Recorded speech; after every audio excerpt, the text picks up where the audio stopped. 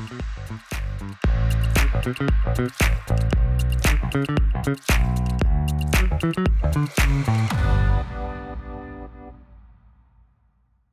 selamat malam guys, atau pagi, siang, sore, dimanapun kalian nonton, dimanapun jam berapapun.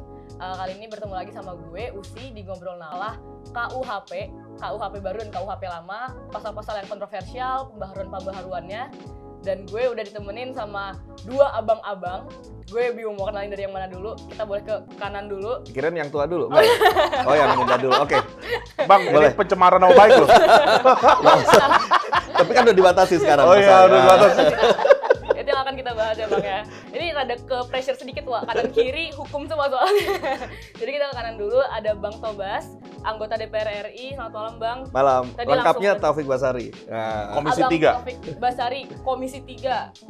Tadi DPR dari RI. Senayan langsung DPR RI. Dari Senayan langsung Bang tadi Bang. Ya. Naik Siap. motor ya berarti ya tadi ya. Naik ojek. Gara-gara macet karena udah malam, dan kita langsung ke kiri aja. Sangat merakyat. Karena wakil rakyat Bang. Mantap, Bang Thomas, mantap. Gitu. Nah sekarang kita ke sebelah kiri ada Bang Andreas Marbun, Ya. peneliti Indonesia Judicial Research Society atau IJRS ya Bang ya. Bang Marbun maksudnya. Ya, boleh. Kongsi. Nah, ini kanan kiri ini sama-sama hukum UI. Ya, kali ini berarti aku juga UI, jadi kita di sini UI bersatu tak bisa dikalahkan gitu ya. Tapi masalahnya kalau sama anak UI, stance-nya bisa beda-beda. Oh gitu. Makanya ada penengah juga di sini. Anak UI sebagai penengah. Nah, kita mau bahas masalah KUHP yang baru aja disahkan, Bang. Ini kan katanya udah bertahun-tahun, ratusan tahun malah.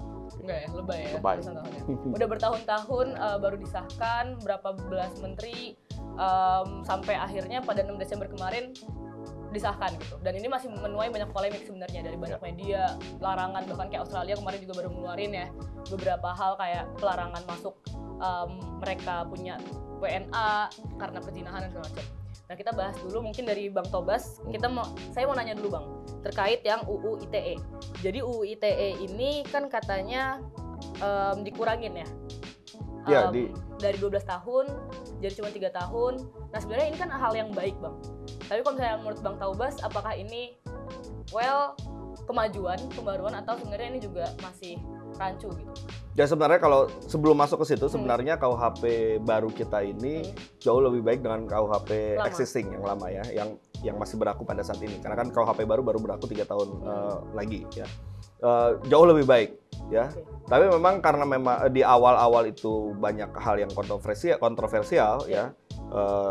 Terutama ketika pembahasan di periode yang lalu 2014-2019 yang kemudian menghasilkan draft 2019, tapi kemudian setelah kita lakukan pembahasan, masukan dari teman-teman masyarakat sipil, ada perubahan-perubahan, akhirnya membuat KUHP yang disahkan kemarin itu jauh lebih baik juga dari draft awal di 2019. Termasuk diantaranya adalah pencabutan atas beberapa pasal dalam Undang-Undang ITE ya. Di dalam ketentuan di KUHP baru kita mencabut beberapa pasal ya yang selama ini kontroversial juga di Undang-Undang ITE ya, dan banyak memakan korban karena memang karet, kemudian juga ancamannya tinggi, bisa ditahan ketika orang yang dituduhkan di Undang-Undang ITE tersebut. Akhirnya berdasarkan masukan masyarakat sebenarnya, kemudian kita mengambil keputusan untuk mencabut beberapa pasal di Undang-Undang ITE tersebut. 27 ayat 1, 27 ayat 2, 28 ayat 3 ya. Yang kita anggap sudah termuat di dalam KUHP baru yang rumusannya lebih baik, yang tidak sekaret di Undang-Undang ITE, dan juga ancaman hukumnya lebih rendah dibandingkan dengan Undang-Undang ITE. Gitu. Oh. Tapi secara kumulatif Bang, dari pasal-pasal yang dicabut itu menjelaskan tentang apa? Menjelaskan tentang pencemaran nama baik, fitnah gitu ya. Yang awalnya itu kalau di Undang-Undang ITE lebih semua bisa kena juga gitu kan. Sedikit-sedikit kemudian orang melaporkan dengan Undang-Undang ITE. Perspektifnya aparat penegak hukum pun juga macam-macam ya. Kebanyakan menganggap bahwa semua bisa dikenakan Undang-Undang ITE. Nah, inilah yang kemudian kita pikirkan ya, kita coba carikan jalan keluarnya, kita buat rumusan yang lebih baik dengan ancaman yang juga lebih rendah tadi, dan di dalam KUHP baru kita nyatakan bahwa pasal-pasal di dalam beberapa pasal dalam Undang-Undang ITE tersebut kita cabut. Berarti dia good start ya seharusnya. Dan meskipun ada catatan ya, catatannya adalah ini kan KUHP baru akan berlaku 3 tahun lagi. Sehingga selama 3 tahun ini kita masih harus berhadapan dengan undang-undang ITE yang polemiknya lebih besar lagi ya. Tetapi itu lebih baik lah daripada kita nanti menggantungkan suatu hal yang tidak pasti ketika kita ingin melakukan revisi terhadap undang-undang ITE. Kita nggak tahu kapan mulainya dan bahkan kapan selesainya. Ya, sehingga ya sudah kita ambil keputusan sekarang.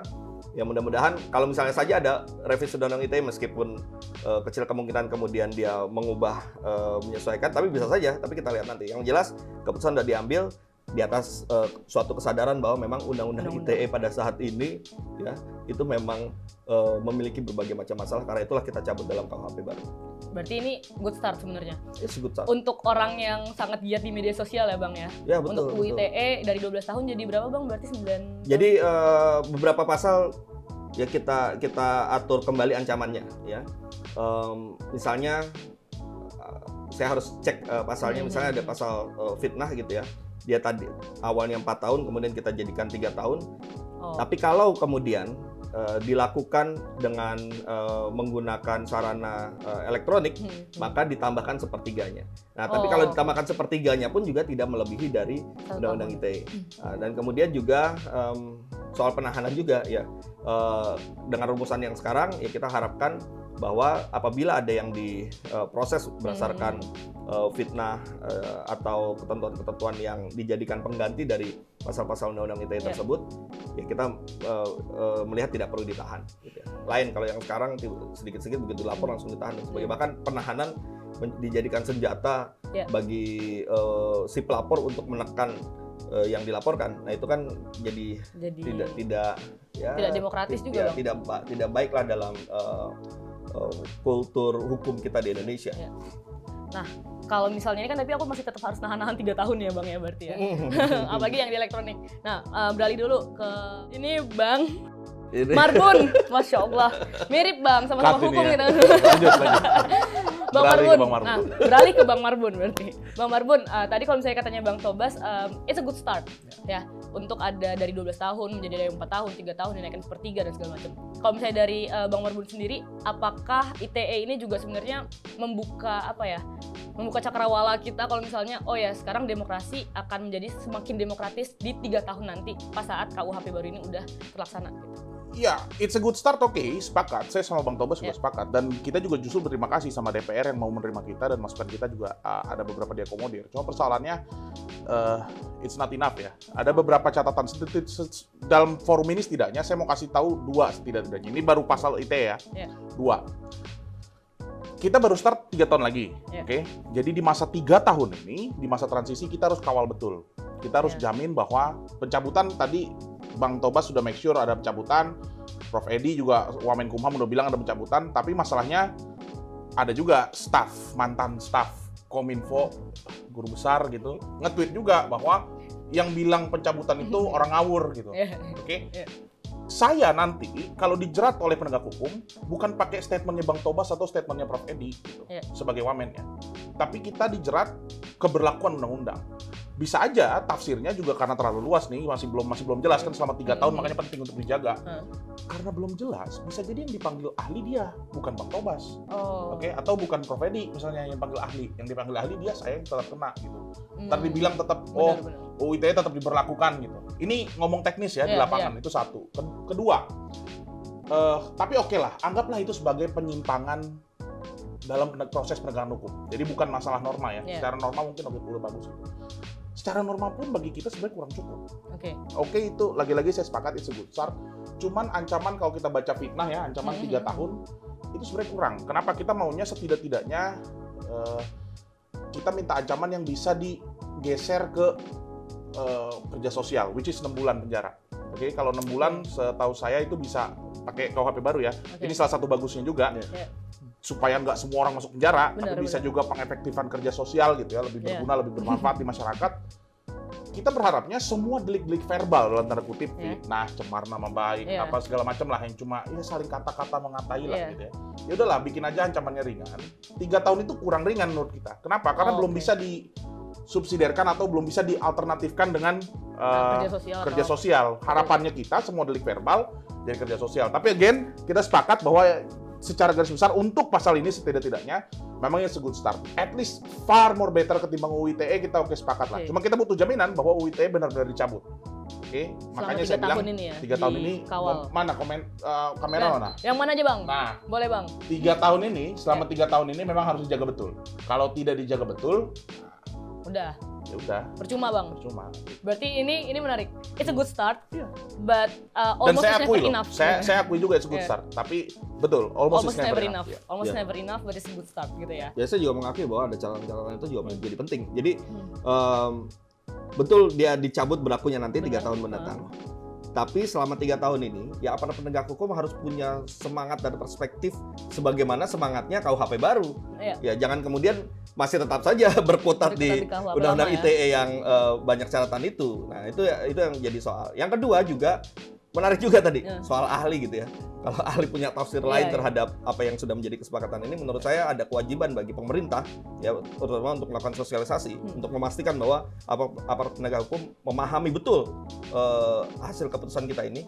Yang kedua, itu juga ya kita yang sebagai bagian dari perumus kebijakan ini, pembuat kebijakan dalam hal KUHP baru ini, menurut saya bisa juga nanti barangkali kita bisa berikan semacam keterangan ya untuk memastikan bahwa ya inilah semangat dan maksud atau latar belakang kenapa munculnya rumusan ini. Dan yang ketiga juga catatannya saya setuju sebenarnya. Memang call kita awalnya kita punya frekuensi yang sama ketika dalam pembahasan sebenarnya. Call kita cukup tinggi ya. Kita meminta agar ini tadi ada kerja sosial, kemudian juga dalam arti ancamannya lebih rendah lagi. Kemudian juga ada beberapa pasal lain yang juga ternyata belum juga ada yang masih tetap ada di Undang-Undang ITE yang belum dicabut gitu ya, yang kita juga berharap seluruhnya seluruh 27, seluruh 28 dan seluruh 29, tapi ternyata 27-nya dan 28-nya hanya beberapa saja. Tapi ya itulah hasil dari proses politik juga ya, yang ada pendapat A, pendapat B, kita akhirnya cari jalan sesuai dengan kesepakatan yang ada. Tapi bang, ini penasaran aja sebenarnya. Ini nggak ada di pertanyaan tadi. Tapi kan you said earlier kalau misalnya 3 tahun itu masih terlalu lama. Kita pengennya 6 bulan aja sama kayak di kerja sosial juga. Oh iya, ancamannya. Ya ancamannya. Nah, untuk menentukan kayak 3 tahun, 4 tahun itu sebenarnya kalau dalam perumusan regulasi ini tuh gimana sih bang? Untuk menentukan ini waktu yang tepat untuk menghukum seseorang gitu. Ada rumusnya. Marbun mungkin bisa jelasin rumusnya. Oh, ada rumusnya Bang Marty ya? Saya nggak tahu. Ini dari jadi gini, saya lupa nama rumusnya, tapi ya bahasa Pak Kader saya tadi lempar ke Marbun. jadi ada rumusnya. Ada rumusnya yang digunakan oleh tim perumus ya. Kejahatan apa yang masuk dalam level kategori apa, kemudian kejahatan apa masuk ke level kategori apa, dan kemudian dirumuskan dia harus berapa tahun. Ya, dari situ dilihat. Jadi dengan rumusan itu, dengan metode itu akan membuat suatu perbuatan dengan level tertentu, ya. Misalnya level rendah, dia ketika dibandingkan dengan perbuatan lain yang levelnya tinggi, dia maka nggak boleh, dia menjadi lebih tinggi dibandingkan yang perbuatan yang lebih tinggi. Nah, jadi rumusannya ada seperti itu, dan itu tim perumus di pemerintah yang menggunakan metode itu. Jadi bukan Bang Tobas dan bukan saya yang ngurusin, tapi memang saya mengafirmasi lah temuan Bang Tobas, karena saya pernah dengar juga bahwa tim perumus punya rumus mereka sendiri lah. Nah, meskipun kita juga punya catatan dalam artian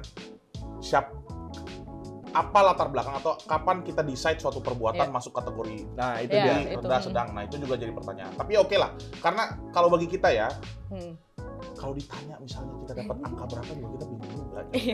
Karena banyak juga di media kayak gitu bang. Ya oke lah. Tapi ya memang itu valid argumen, Jadi itu ke depan dan ini masukan buat Bang Tobas juga sebenarnya. Jadi ke depan memang kita juga harus punya sistem penentuan besaran ancaman pidana yang lebih ajak. Jangan kayak sekarang kan kita tiba-tiba aja ITE dulu 6 tahun, terus berkurang jadi 4 tahun. Alasannya simply 4 tahun kan biar nggak ditahan gitu aja. Terus sekarang berubah lagi 3 tahun. Kita nggak tahu nih kenapa dari awalnya ke 6, terus kenapa 4, kenapa 3 gitu ya. 12. Dia praktis-praktis aja gitu. Kayak gitu. Jadi ke depan memang perlu sistem yang ajak, itu kritik yang relevan. Tapi kritiknya buat Bang Tobas. Enggak, bukan buat Bang Tobas ansi maksudnya. Ya, buat proses legislasi kita gitu, buat proses pada legislatifnya lah ya. Bang Tobas terus ya. Dan Bang Tobas yang lain. Ini perwakilan satu Bang Tobas sebenarnya. Oke, Nah berarti ini aku sedikit meng-clearkan ya, karena banyak juga di lingkungan aku yang bukan anak hukum kayak, ini kok udah 12 tahun tiba-tiba jadi bisa 3 tahun, 4 tahun, ini angka dari mana gitu ya. Bisa dipahami. Ya itu gini, sebentar, jadi itu penempatan kategori tadi. Jadi misalnya awalnya mungkin di undang-undang ITE penghinaan itu atau pencemaran nama baik dianggap sebagai suatu kejahatan gitu yang berat gitu kan. Nah di KUHP ini kita turunkan levelnya, itu saja sih. Nah kalau Marbun dan kawan-kawan pengennya lebih turun lagi, yang ternyata akhirnya diakomodir yang di level yang seperti ini. Iya. Oke. Nah sekarang kita lanjut Bang. Ini pembahasan tentang pasal yang sangat rame di media, sangat rame di lingkungan aku juga, di anak muda, yaitu tentang perzinahan. Masalah kumpul kebo dan segala macam. Kenapa lingkungan Mbak Usi banyak yang zina? Kan banyak anak muda Bang. Oh banyak anak muda. Jiwa muda aja. Oke. Kita jangan lah Bang. Ini mama aku nonton bingung nanti. Oke. Nah tentang pasal perzinahan ini kan tadinya jadi delik umum ya Bang ya. Tapi sekarang delik biasa. Tapi sekarang jadi delik aduan. Berarti harus diadukan baru bisa masuk ya. Diadukan lah gitu. Nah kalau misalnya dari Bang Marbun dulu, ini gimana Bang tentang perzinahan ini? Karena di media banyak yang kayak ini nggak boleh kumpul kebo sampai Australia, bahkan ngelarang warganya masuk Indonesia. Jadi beda ya, ada perzinahan, ada kumpul kebo, ada kohabitasi. Perzinahan itu diatur 411 KUHP baru, kumpul kebo itu 412 KUHP baru. Oke, jadi itu dua pasal. Perzinahan itu kalau dia memang sudah dalam hubungan rumah tangga, udah berkeluarga lah. Oke. Jadi yang boleh ngadu dari KUHP lama, yang boleh ngadu cuma pasangannya, maksudnya either suaminya atau istrinya. Dari dulu itu terkait perzinahan. Kalau kohabitasi beda lagi. Nah ini memang pasal baru.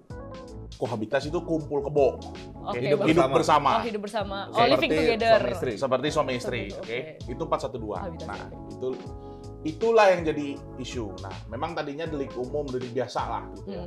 Memang sekarang udah dibikin jadi delik aduan. Kalau lagi-lagi ditanya kita, tentu kita juga maunya high call juga. Kalau bisa ini nggak usah diurusin dari awal tuh udah konsisten. Dari 2015 pertama kali RKUHP masuk pembahasan di DPR, kita udah minta ini take out.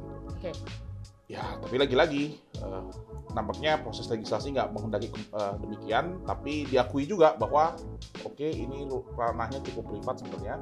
Jadi yang boleh ngadu memang hanya orang tuanya atau anaknya, dan itu sudah diakui sama pemerintah gitu ya, udah disampaikan juga, dikasih klarifikasi sama pemerintah. Ya lah, itu satu hal. Cuman persoalannya gimana ya terkait kohabitasi ini. Yang paling penting sebenarnya adalah salah satu yang bagus lah, saya harus apresiasi juga ya. KUHP baru ini salah satu yang bagus adalah jaminan di pasal 412 penjelasannya untuk mencabut aturan-aturan di bawah undang-undang terkait hidup bersama ini. Jadi nggak bisa lagi nih ada provinsi misalnya bikin perda, main grebek aja pakai Satpol PP karena daerah. Penjelasan menjamin seperti itu. Tapi lagi-lagi kita nggak tahu nanti, terutama dalam 3 tahun. Kan 3 tahun masa transisi. Iya benar. Saya nggak tahu juga tim transisinya apakah sama dengan tim perumus, tim transisi KUHP ini. Kan tim transisi ini harus mentransisikan gitu ya semua ketentuan yang ada di luar KUHP untuk dibuat sejalan dengan KUHP. Kalau tahu-taunya masih ada pasal yang tidak sejalan dengan KUHP, itu juga masalah, terutama pasal ini. Jadi lah, saya apresiasi memang ini dibikin delik aduan, walaupun lagi-lagi kita berharapnya ini harusnya ini urusan privat, nggak usah diurusin. Karena gini aja lah, udahlah kita terbuka aja ya. Ini untuk isu hal-hal seperti ini kan nyasarnya orang susah sebenarnya. Kalau kita sering lihat di TV-TV yang digerebek kan kosan-kosan orang menengah ke bawah kan. Ada komedinya itu Bang. Karena kalau misalnya yang kita ngegerebeknya yang atas, takutnya ketemu sama teman sendiri Bang. Ya, bagus ke teman sendiri, nggak bosnya ya. Nggak bos, takutnya bosnya. Juga lebih susah kan. Jadi maksud saya gini loh, ini jadi bias kelas sebenarnya. Jadi bias kelas. Makanya harapan kita pasal-pasal yang bias kelas itu di take out. Sedari awal kita berharap begitu. Dalam konteks penerapan. Lah, lagi-lagi ntar defense-nya loh, tapi kan itu permasalahan di praktek. Ya, tapi permasalahan di praktek muncul karena ada permasalahan di norma yang mengatur hal seperti ini. Dan ingat itu satu ya, kedua itu bias kelas, kedua ini duit negara loh, ntar yang proses perkara-perkara begini. Duit negara loh. You sih sebagai pembayar pajak, you rela gitu. Penegak hukumnya dipakai buat ngurusin orang kumpul kebo, gua sih enggak gitu ya, Usi ya. Cuma lagi-lagi mungkin mungkin saya enggak, tapi kan warga lain nggak ngerti kan. Mungkin warga lain memang rela-rela aja. Saya rela uang saya bayar pajak supaya polisi nangkap ini. Bener. Supaya saya dan lingkungan saya tidak kena azab misalnya gitu. Ya ada juga masyarakat begitu. Dan itu juga mereka punya aspirasi disampaikan juga ke DPR. Lagi-lagi saya bukan juru bicara pemerintah di sini ya, tapi kalau ditanya stance saya tetap nolak ini masuk karena tadi 2 alasan ya, ini bias kelas dan juga public expenditure, ini pakai duit pajak. Tapi ya itu udah diatur, ya udah yang saya perlu minta jaminan dari tim perumus termasuk DPR sebenarnya di Bang Tobas dan kawan-kawan, peraturan daerah harus di take out, harus dicabut. Oke, karena itu jaminan di penjelasan pasal 412. Iya, itu aja. Oke, nah ini menarik Bang, kalau misalnya tadi harusnya negara itu nggak harus mengatur tentang sampai ke kumpul kebo, perzinahan segala macam. Nah kalau misalnya dari Bang Tobas sendiri melihat hal ini tuh gimana Bang? Kenapa harus diatur, harus diurusi gitu? Ya sebenarnya saya pun dalam posisi ketika pembahasan meminta kedua pasal ini dicabut. Bukan keduanya, untuk yang kohabitasi ya.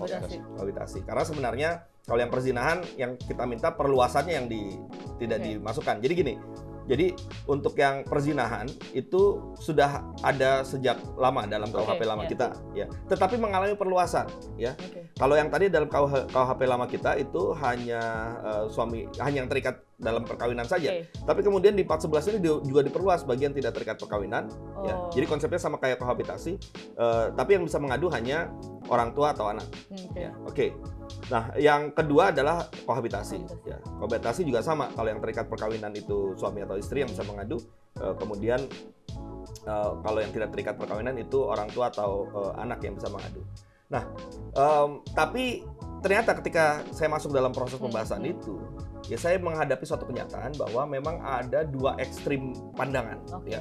Yang satu begitu getolnya ingin meminta untuk menghapus, ya seperti Bang Marbun dan kawan-kawan. Tapi di sisi lain ada juga yang begitu kuatnya mengatakan harus ada, bahkan harus lebih keras lagi, kan begitu. Nah jadi ya sebagai orang yang kemudian juga harus menampung berbagai masukan-masukan ini, berbagai pendapat ini, akhirnya kita ambil jalan tengah lagi nih. Jalan tengahnya apa? Rumusan pasal ini tetap ada, ya, dan tetap kita akui juga untuk yang perzinahan bisa diperluas, ya. Sementara kohabitasinya juga ada, tetapi ya agar tidak kemudian menimbulkan hal-hal seperti yang dikhawatirkan oleh banyak pihak, ada penggerebekan, ada razia, ada persekusi, ya, maka kita berikan batasan-batasan. Nah, karena itu membaca 2 pasal ini begini.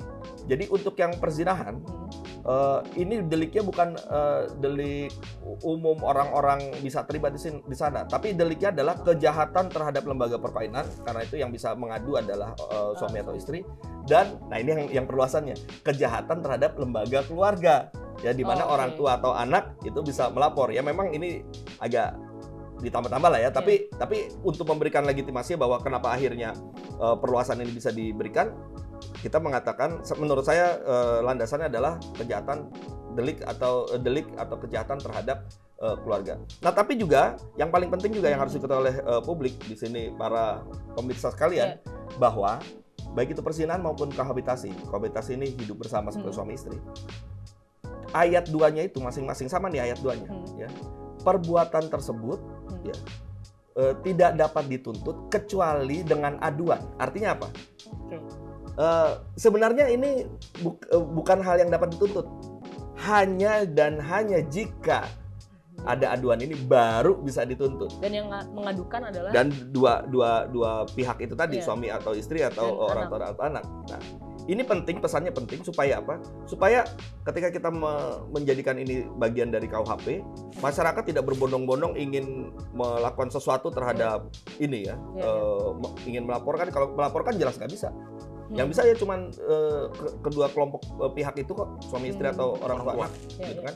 Yang kedua juga tadi kita juga sadar bahwa ada kekhawatiran persekusi, penggerbekan dan sebagainya. Akhirnya kita buat tambahan penjelasan yang tadi disampaikan oleh Bang Marbun. Ya.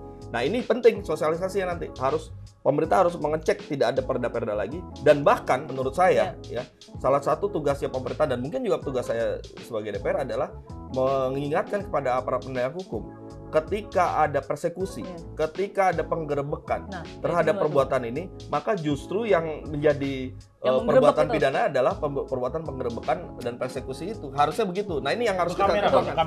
Seperti itulah nanti ya. Jangan lupa.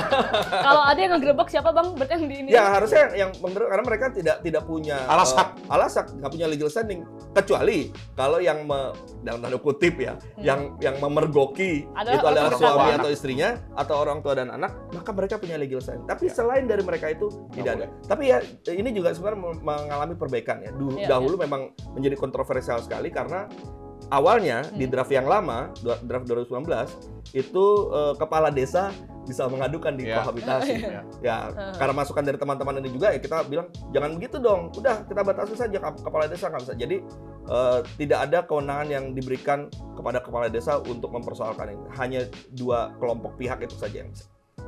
Nah ini baru clear Bang. Ini aku rasa. Sorry, gue potong lagi ya. Bang. Jadi kita bisa menjawab juga kekhawatiran dari beberapa negara-negara asing yang khawatir turisnya akan contoh kayak Australia kemarin Bang. Ya. Misalnya turis datang ke sini, datang bersama pasangan yang di luar pernikahan, di luar nikah, kemudian mereka khawatir akan dikriminalisasi gitu ya. Entah digerebek ataupun dikriminalisasi. Ya itu tidak seperti itu sepanjang itu tadi. Kecuali kalau orang tuanya mereka ya repot-repot melaporkan ke Indonesia atau misalnya anaknya. Nah, jadi kalau misalnya sepanjang tidak ada aduan seperti itu maka tidak ada masalah sebenarnya. Berarti ini sangat based on aduan ya Bang ya. Sangat based on. Makanya dibilang delik aduan absolut bahkan untuk menegaskan bahwa ya sudah di luar itu nggak bisa mempersoalkan ini gitu.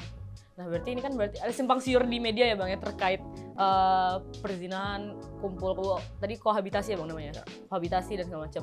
Oke, tadi udah ngobrol-ngobrol banyak tentang bagaimana perzinahan ternyata harus yang mengadukan adalah orang-orang terdekatnya aja. Kumpul kebo juga. Dan sekarang kita akan masuk lagi yang nanti di part 2 itu mengenai penghinaan terhadap presiden.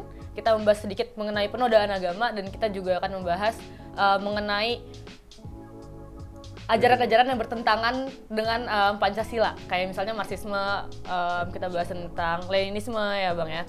Gitu. Jadi jangan kemana-mana untuk teman-teman stay tune tetap di part 2 nanti. Bye-bye. Thank